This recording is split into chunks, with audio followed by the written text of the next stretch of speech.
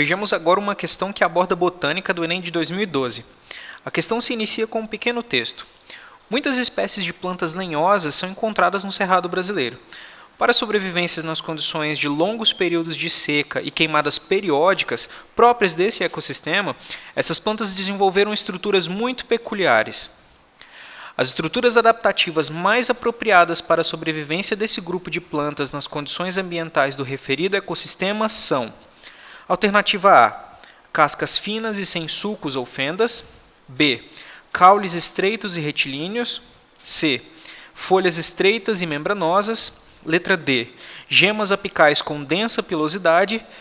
E alternativa E, raízes superficiais, em geral aéreas.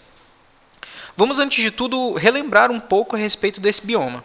Nas regiões onde temos o Cerrado, o clima é bastante quente, com alternância entre períodos de chuva e de seca, onde chegam a acontecer incêndios de forma espontânea. Além disso, os solos nessas regiões são muito profundos e com poucos nutrientes, permitindo que apenas as plantas adaptadas a essas condições consigam sobreviver. Podemos, inclusive, elencar algumas dessas adaptações. Primeiro, elas possuem folhas grandes e rígidas que impedem a perda excessiva de água. As raízes desses vegetais são extremamente profundas também, chegando até 20 metros para poder alcançar o lençol freático. Algumas dessas espécies chegam a apresentar depósitos subterrâneos de água que permitem que elas voltem a florir depois de uma queimada.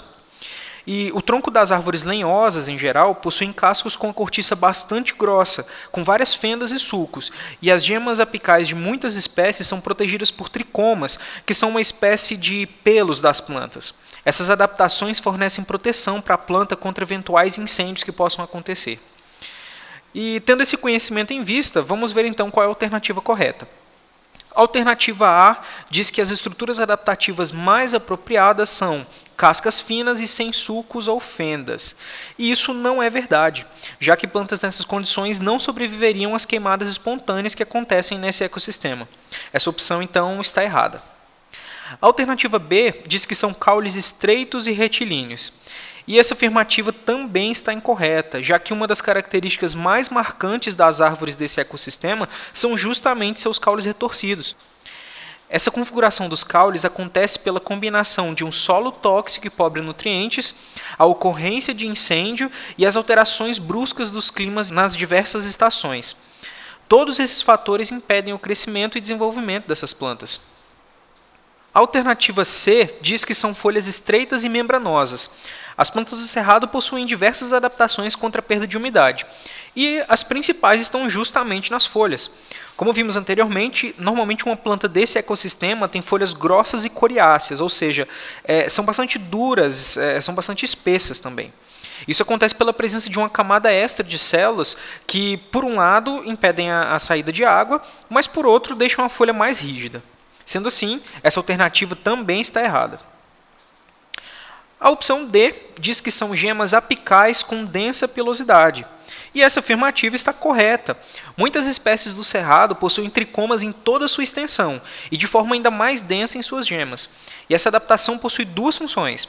Primeiro, uma defesa contra os herbívoros, e uma segunda, ainda mais importante, é que em casos de incêndios, os pelos são incinerados, mas a gema permanece intacta. Portanto, a letra D está correta.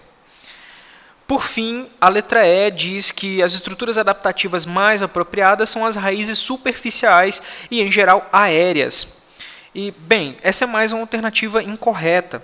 Afinal de contas, sabemos que para conseguir acessar o lençol freático, as raízes das plantas do Cerrado devem alcançar grandes profundidades, sendo consideradas como raízes de suporte, diferentemente dos manguezais, por exemplo, onde encontramos as reais raízes aéreas. Temos então como única resposta correta a alternativa D, gemas apicais com densa pilosidade.